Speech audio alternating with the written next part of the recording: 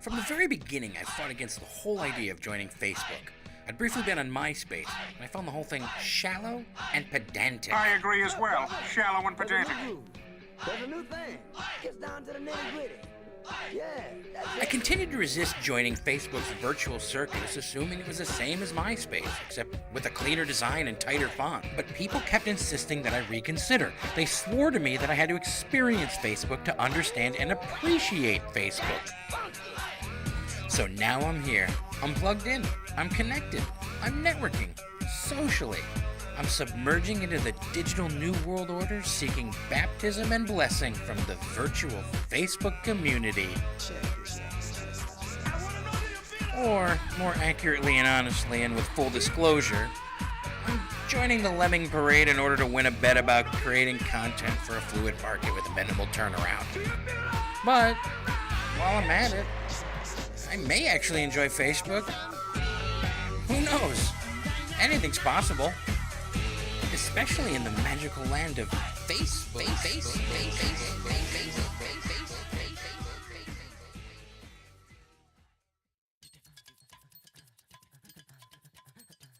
Hi, and welcome to Andy Lurie FTW. I have the haircut of a rookie cop or a semi-pro wrestler. Hi, I'm Andy Lurie, and as you've pretty much picked up from the opening credits, I'm new to the whole Facebook world. It's in the opening credits. I look like a tool. My hair, look, it's For me, Facebook is going to mean the internet, YouTube, and all that. That whole social networking and putting yourself out there for no real reason at all. Say it right away. I can't even be nice. I can't even be nice in the first 5 minutes. Even though I fought against Facebook for so long, I did create an account ages ago. I just let it sit there, accruing friend requests, and I've basically left it untouched. Until now.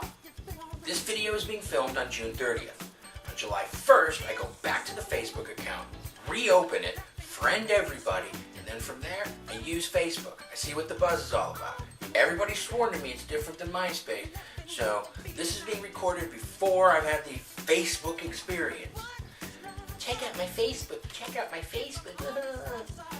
No! What I wanted to do before giving Facebook my full hands-on experience was I wanted to lay down what all of my reservations, concerns, and expectations were going to be before I go into it, to both see how wrong I am, how right I am, and also because I just like to complain. A grown man doesn't poke or tickle or do any of those things regardless of the format.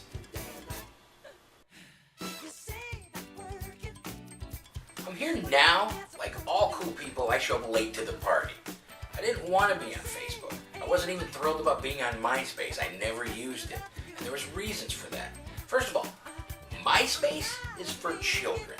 All the fonts, all the colors, everything looks like it's meant to attract children. That's not my world, sorry. Oh, I got 600 MySpace friends. No, you don't. You know 3 people and you passed your 597. One of the things I hated about MySpace was when you went on somebody's page and all of a sudden you got music blaring that you didn't ask for, and it was almost always crappy. Thanks. Way to make friends. I've been told that a wall on Facebook is supposed to be different than the MySpace page with all the comments, but I'm looking forward to all of the demotivational posters and funny pictures and thanks for the ad and all that crap that usually seem to go along with MySpace. I can't imagine that the level of interaction is going up exponentially. Now, again, I'm told it's smarter. We're going to find out. When the internet caught fire in the early 90s, there was a website dedicated to telling you exactly how many sodas had been sold from a vending machine at some dormitory in a college. Why? Because we could. The technology existed. And that's exactly how I viewed Facebook. It's there because the technology exists, but it doesn't necessarily make it a good thing. Just because we can do something doesn't necessarily mean that we need to. I don't feel that my personality can be summarized with a list of my 5 favorite books, my 5 favorite movies, my 5 desert island discs. If you send me a link to something and it seems like the link is important and it turns out I've been rickrolled, it just means you're a tool. One of the reasons I've been hesitant is because I haven't been in a rush to lower the opinions I have of a lot of the people that I know already on Facebook. In the past, whenever I've met somebody, gotten to know them, gotten to like them, and then I've seen their MySpace profile or I've seen their YouTube channel, usually my opinion of them goes down a little bit. It's really rare that I meet someone's online presence and go, my estimation of you has gone up. If you ever find yourself wanting to both feel sad for and wanting to kill the general masses, just read most of the comment sections on YouTube videos. For the longest time, if I wanted to say something to my friends, I could just send them an email. And if I wanted to say it to a lot of them, I could send a batch email. If I wanted to share photos or video or music, there's countless of ways that you can do that if you don't even want to use an email function to do all this. The whole point was to stay in touch with people. I didn't have to be on Facebook.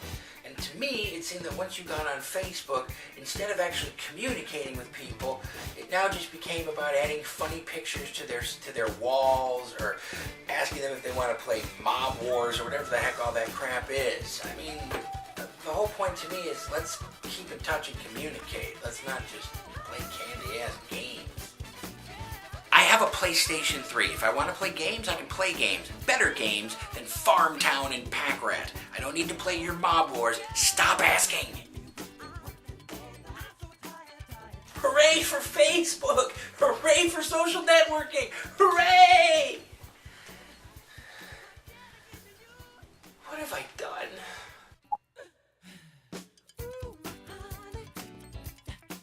Is there a nickel still attached to my head? That's great. I never should have got on the internet.